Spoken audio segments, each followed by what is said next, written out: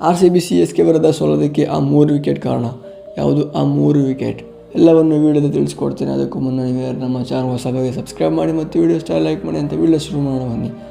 RCB ತಂಡದಿಂದ CSK ವಿರುದ್ಧ ಸೋತ ನಂತರ ಫಾಫ್ ಡು ಪ್ಲೆಸಿ ಅವರು ಪ್ರೆಸ್ ಕಾನ್ಫರೆನ್ಸ್ನಲ್ಲಿ ಈಗ ಹೇಳಿದರು, ನಾವು ಸೋಲೋದಕ್ಕೆ ಆ 3 ವಿಕೆಟ್ ಕಾರಣ ಅಂತ. ಯಾವುದು ಆ 3 ವಿಕೆಟ್?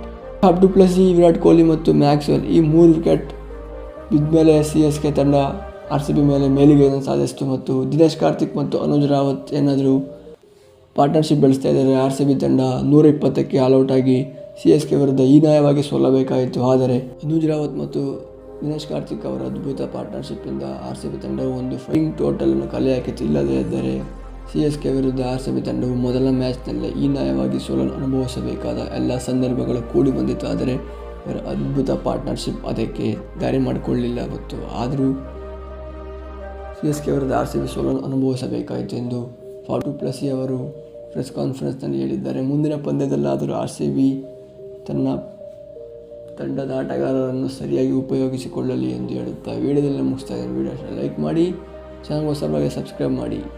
ಮೋರ್ ಇನ್ಫಾರ್ಮೇಷನ್ಗಾಗಿ ಈ ಪೇಜ್ನ ಫಾಲೋ ಮಾಡಿ. ಸಿಗೋಣ ಮತ್ತೆ.